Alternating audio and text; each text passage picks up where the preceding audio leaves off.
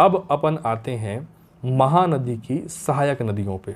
ठीक है, देखिए अब आप तो मोटा मोटा समझ गए हैं कि महानदी छत्तीसगढ़ में कैसे गुजरती है। एक बार मैं आपको फिर से बता दे रहा हूँ, क्योंकि बार बार इसको दिमाग में आपको बिठाना है। महानदी धमतरी से निकलती है, धमतरी से जाती है कांकेर, कांकेर से बालोद, बालोद से फिर धमतरी होते हुए रायपुर गरियाबंद की सीमा, रायपुर महासमुंद की सीमा, बलौदा बाजार होते हुए, जांजगीर चांपा से होते हुए, रायगढ़ से होते हुए कहाँ, उड़ीसा। अब इतनी बड़ी नदी है तो इसकी क्या होंगी, ढेर सारी सहायक नदियाँ होंगी। तो कुछ सहायक नदियाँ इधर से ऐसे आकर के मिलती हैं, कुछ सहायक नदियाँ इधर से आकर के मिलती हैं। तो इसको दो भागों में बांट के पढ़ा जाता है। जो नदियाँ इधर से आकर के मिलती हैं उसको कहा जाता है उत्तर से आने वाली सहायक नदियाँ, और जो नदियाँ इधर नीचे से आकर के मिलती हैं इसको कहा जाता है दक्षिण से आने वाली सहायक नदियाँ। नदी का दिशा किधर है, नदी का दिशा ऐसा है, जिधर एरो है इस दिशा में है, ऐसे नदी बढ़ रही है इस प्रकार से। ठीक है, तो अगर मान लीजिए इसमें सहायक नदी का क्रम कैसा रहेगा, पहली सहायक नदी ऐसी मिलेगी, फिर दूसरी, तीसरी, चौथी, पांचवी, छठवीं, ऐसा।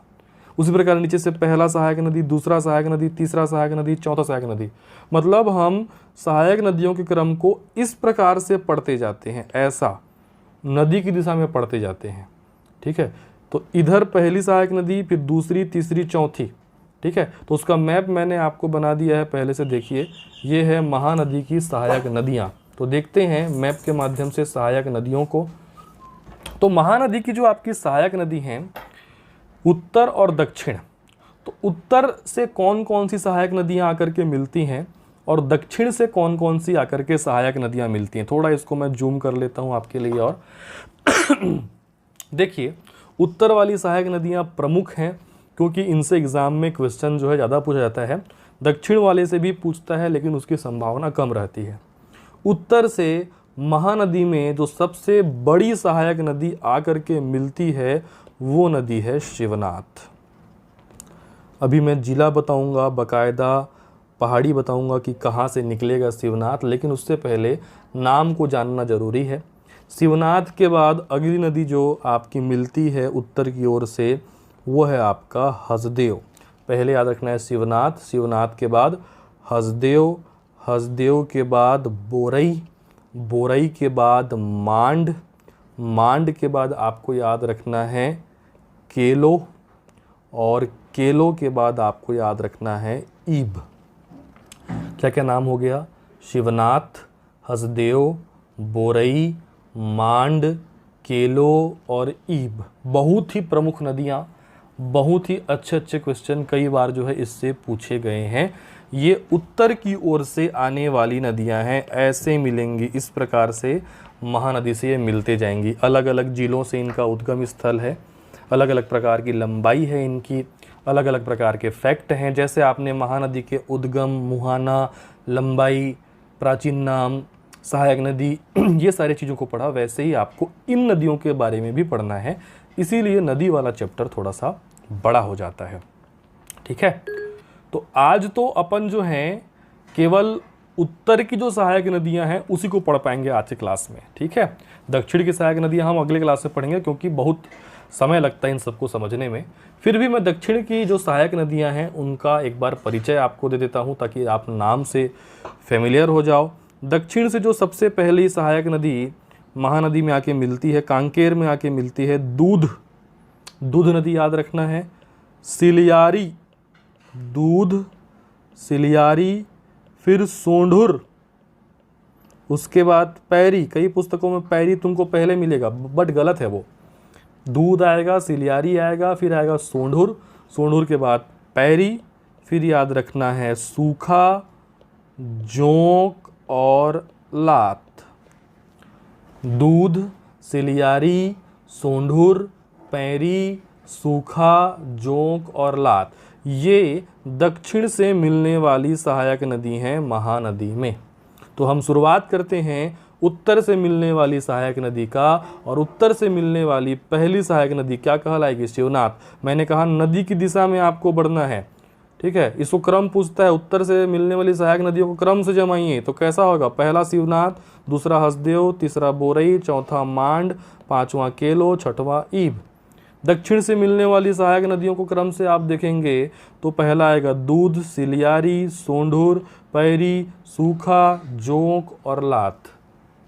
क्लियर है? तो पहले अपन शुरुआत करते हैं किससे? शिवनाथ नदी से। फिर अपन हसदेव, बोरई, मान, केलो, ईब का भी इसी क्लास में अध्ययन करने वाले हैं। ठीक है, तो देखिए ये एक नक्शा है जो मैं अभी आपको हर नदी जब पढ़ाऊंगा तब आपको बताऊंगा। इस नक्शे में महानदी की सहायक नदियों का प्रवाह जिलों के साथ स्थिति बताया गया है। ठीक है, तो अभी आप बाकी पे ध्यान मत दीजिए, फिर भी एक परिचय के रूप में आपको थोड़ा इसको बता देता हूँ, थोड़ा जूम करके देख लीजिए। जो रेड कलर में आप देख पा रहे हो ये महानदी है। महानदी देखो इस प्रकार से बहती है, मैंने कई बार इसको जो है आपको अभी बता दिया। ये महानदी की दिशा है। जो आपको इस तरीके से डॉट डॉट दिखाई दे रहे हैं ये संगम है, अर्थात पहला वाला ये संगम क्या हो गया? राजिम, जहाँ महानदी पैरी और सोंढूर मिलेंगे। दूसरा वाला संगम का नाम मैंने क्या बताया था? शिवरी नारायण, जहाँ महानदी शिवनाथ और जोंक मिलेंगे। तीसरा संगम मैंने क्या बताया था? चंद्रपुर, जहाँ पे महानदी मांड और लात मिलते हैं। ठीक है, तो वो नदी जब आएगा तो ऑटोमेटिक आपको समझ में आ जाएगा। अब देखिए पहली नदी क्या थी, याद कीजिए, मैंने आपको यहाँ पे क्रम लिखा था, फिर से लिख दे रहा हूँ। उत्तर से सबसे पहले कौन सा मिलता है? शिवनाथ। शिवनाथ के बाद मैंने बोला था क्या याद रखना? हसदेव। हसदेव के बाद क्या याद रखोगे? बोरई। बोरई के बाद क्या याद रखोगे? मांड। मांड के बाद क्या बोला था? केलो। केलो के बाद याद रखना ईब। देखिए यहाँ एस लिखा हुआ है, एस का मतलब है शिवनाथ। यहाँ एच लिखा हुआ है, एच का मतलब है हसदेव। यहाँ बी लिखा हुआ है, बी का मतलब है बोरई। एम लिखा हुआ है, एम का मतलब है मांड। के लिखा हुआ है, के का मतलब है केलो। और आई लिखा हुआ है, आई का मतलब है ईब। समझ में आया? वैसे ही आपको मैं दक्षिण से मिलने वाली नदियाँ बताया था कि दक्षिण से मिलने वाली नदियों में सबसे पहले दूध नदी बताया। दूध के बाद क्या मिलता है? सिलियारी। सिलियारी के बाद बताया था सोंढूर। सोंढूर के बाद पैरी, उसके बाद सूखा, उसके बाद जोंक, उसके बाद मैंने बताया लात। तो ये जो डी लिखा है दूध नदी है, एस आई लिखा हुआ है वो सिलियारी नदी है, एस लिखा हुआ है वो सोंढूर है, पी लिखा हुआ है वो पैरी है, एस लिखा हुआ है ये सूखा है, जे फॉर जोक है और एल फॉर लात है। ये आप अपने पीडीएफ में अच्छे से जूम करके इसको देखेंगे। ठीक है, तो अभी तो बाकी नदियों को भूल जाते हैं, हम पहली सहायक नदी पे फोकस करते हैं। जो अपने को पढ़ना है वो कौन सी नदी है? शिवनाथ नदी। तो चलिए बिना देर किए हम पहुंच जाते हैं शिवनाथ नदी के स्लाइड पे। जिन जिन चीज़ों के बारे में आपको शिवनाथ नदी के बारे में पढ़ना है वो मैंने आपको पहले से स्क्रीन में नोटेट कर दिए हैं। अब थोड़ा समझते चलते हैं। ठीक है, 1 घंटे क्लास में हमको बाकी नदियां भी जो है वो पढ़नी है। 45 मिनट की क्लासेस जो है वो हो चुकी हैं। शिवनाथ का प्राचीन नाम पूछता है, जैसे महानदी का प्राचीन नाम पूछता है।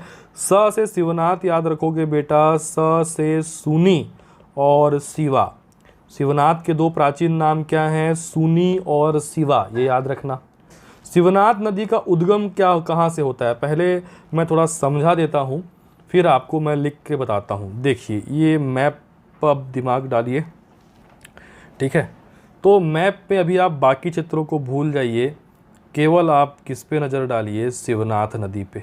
ठीक है, तो शिवनाथ नदी अगर हम देखें तो ये जो शिवनाथ नदी है यहाँ पे राजनांदगांव जिला है। ये कौन सा जिला है? राजनांदगांव। और राजनांदगांव जिले में एक पहाड़ी है, पाना बरस की पहाड़ी। क्या नाम है पहाड़ी का? पाना बरस की पहाड़ी। इस पाना बरस की पहाड़ी से शिवनाथ नदी निकलती है। ठीक है, राजनांदगांव से सीधे एंटर करती है। ये जिला कौन सा जिला है? दुर्ग।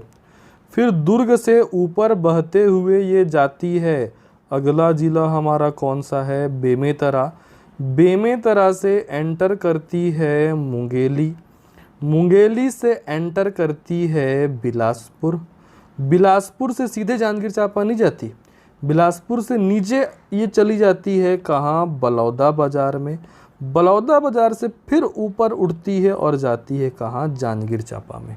और जांजगीर चांपा में जो सिवरी नारायण है, जांजगीर चांपा के सिवरी नारायण में ये अपना जल गिराती है या सिवरी नारायण में जाकर के मिल जाती है महानदी में। और इस पाना बरस की पहाड़ी से लेकर इस सिवरी नारायण तक इस शिवनाथ नदी की टोटल लंबाई है 290 किलोमीटर, 290 किलोमीटर। देखिए, छत्तीसगढ़ में बहने वाली सबसे लंबी नदी है शिवनाथ। हालांकि छत्तीसगढ़ की सबसे लंबी नदी कौन सी है? महानदी। लेकिन महानदी की केवल छत्तीसगढ़ में लंबाई 286 है। हालांकि उसकी ऑल ओवर लंबाई जो है वो ज़्यादा है, इसीलिए वो छत्तीसगढ़ की सबसे लंबी नदी कहलाती है। लेकिन अगर ऐसा पूछा कि छत्तीसगढ़ में बहने वाली, में मतलब केवल छत्तीसगढ़ में, तो वो नदी कौन सी आती है? शिवनाथ, क्योंकि इसकी लंबाई कितनी है? 290 है, 4 किलोमीटर ज़्यादा है महानदी से। महानदी का 286 है, शिवनाथ का 290 है। ठीक है, सूनी और शिवा इसका क्या हो गया? प्राचीन नाम। अब मैंने देखो आपको बता दिया कि कौन कौन जिलों से बह रही है, गिनते हैं। सबसे पहले राजनांदगांव 1 हुआ, राजनांदगांव से जाता है दुर्ग 2 हुआ, दुर्ग से जाता है बेमेतरा 3 हुआ, बेमेतरा से जाता है मुंगेली 4 हुआ, मुंगेली से जाता है बिलासपुर 5 हुआ, बिलासपुर से जाता है बलौदाबाजार 6 हुआ, बलौदाबाजार से जाता है जांजगीर चांपा 7 हुआ। अर्थात शिवनाथ नदी टोटल कितने जिलों से गुजरती है? 7 जिलों से गुजरती है। आई बात समझ में? अब मैं आपको इसको लिख के समझा रहा हूँ। मैंने अभी अभी आपको इसका उद्गम बताया, याद रखेंगे, पाना बरस की पहाड़ी। कई सारे विरोधाभास हैं, कई लोग इसका उद्गम जो है वो राजनांदगांव जिले से ना मान करके इधर महाराष्ट्र के गढ़चिरौली से मानते हैं, बट वो उनका तर्क है। आपको छत्तीसगढ़ का तर्क याद रखना है। पाना बरस की पहाड़ी, ठीक है। और ये पाना बरस की पहाड़ी कहाँ पड़ती है? राजनांदगांव में। अगर आप तहसील भी देखना चाहें तो ये आता है अंबागढ़ तहसील। राजनांदगांव का अंबागढ़ तहसील जो है उस पे है पाना बरस की पहाड़ी, जहाँ से ये नदी निकलती है। मुहाना मैंने बताया, मुहाना कहाँ होगा? सिवरी नारायण। और जाहिर सी बात है, महानदी का सहायक नदी है तो मुहाना किस में जाएगा, किस में विसर्जित होगा? महानदी में। लंबाई मैंने बताया कितना है? 290 किलोमीटर। प्रवाह जिले अभी मैंने आपको बता दिए, टोटल कितने प्रवाह जिले हैं? 7। और अभी मैंने बकायदा आपको मैप के थ्रू बताया था कौन कौन सा। तो पहले देखो, राजनांदगांव हो गया, फिर दुर्ग, बेमेतरा, मुंगेली, बिलासपुर, बलौदाबाजार, जांजगीर चांपा। मैप बनाना आप अपने नोट्स जो हैं उसमें आप ये मैप बनाएंगे। नदी में बोल रहा हूँ, बहुत कठिन चैप्टर होता है पूरे के पूरे भूगोल का। अब शिवनाथ के बाद अपन जो है, शिवनाथ में और भी बातें हैं उसको देख लेते हैं। शिवनाथ की जो है सहायक नदियाँ, शिवनाथ की सहायक नदियाँ बहुत महत्वपूर्ण हैं। शिवनाथ की सहायक नदी भी हम पढ़ेंगे, लेकिन अभी नहीं पढ़ेंगे। अभी तो हम किसकी सहायक नदी पढ़ रहे हैं? अभी हम पढ़ रहे हैं महानदी की सहायक नदियाँ। पहले हम महानदी की सहायक नदियाँ कंप्लीट कर लेंगे, फिर अगली क्लास में पढ़ेंगे हम शिवनाथ की सहायक नदियाँ। अभी मैं बिल्कुल इसको स्किप कर दे रहा हूँ, अभी आप इस पर ध्यान मत दीजिए। अभी आप शिवनाथ की सहायक नदी को ध्यान देंगे तो बाकी जो महानदी की सहायक नदी है वो आपके दिमाग में नहीं बैठेगा। अभी केवल हम ध्यान देते हैं शिवनाथ नदी। शिवनाथ नदी के तट पे कौन कौन से शहर हैं? एग्जाम में से पूछता है। शिवनाथ नदी के तटीय नगर जो हैं वो पूछे जाते हैं।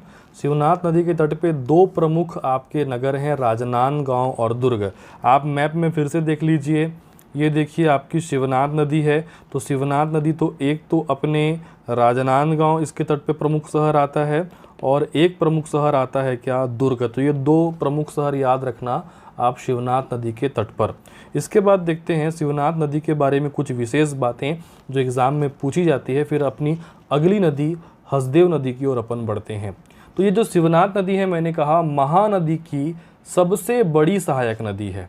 एग्ज़ाम में कई बार पूछता है। हालांकि छत्तीसगढ़ में इसकी लंबाई मैंने बताया महानदी से भी ज़्यादा है, 4 किलोमीटर।